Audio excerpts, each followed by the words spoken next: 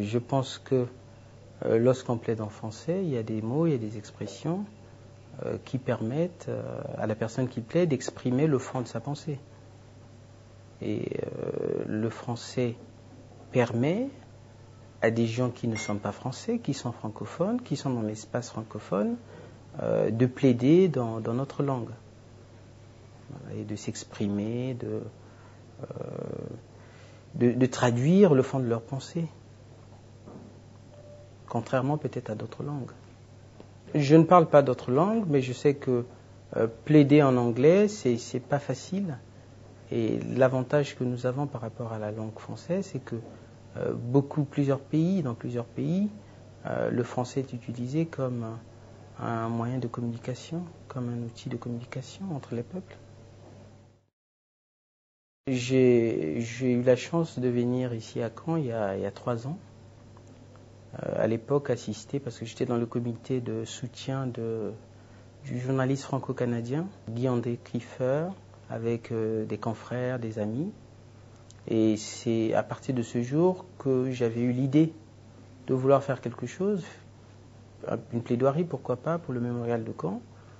Et j'ai longuement hésité entre faire une plaidoirie sur une question qui me tient à cœur, le problème du Cabinda, et chercher un cas précis. Je suis né au Congo-Brazzaville, j'ai fait des études au Congo-Brazzaville. Mon père a milité pour la cause cabindaise, donc pour l'indépendance du Cabinda. Voilà. Donc je suis un militant de la cause cabindaise aussi au fond. Je suis un militant, j'essaie de faire de mon mieux, quoi. Alors en regardant dans le règlement intérieur du concours, il est mentionné qu'il est préférable ou souhaitable en tout cas de partir d'un cas réel, précis et concret. Alors je me suis dit, je vais essayer de voir au cours des années précédentes s'il y a eu un fait récent qui a marqué l'actualité au Cabinda, et je pense que ce fait n'était autre que l'affaire de Sarah. Sarah est retournée à Londres. Elle est retournée à Londres depuis le mois de mars de l'année 2007, mais c'est une affaire qui se poursuit.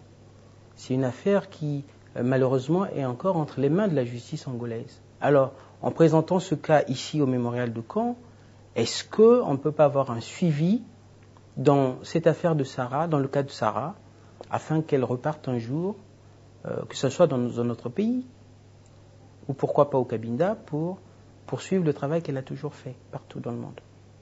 Et quand Sarah apprendra, je ne sais pas. Est-ce qu'elle est au courant? Je ne pense pas. Quand elle apprendra que son cas a été plaidé ici à Caen, peut-être qu'elle ira très vite sur le site du mémorial. Et si ça peut l'aider dans ce qu'elle fait, c'est le plus important, quoi.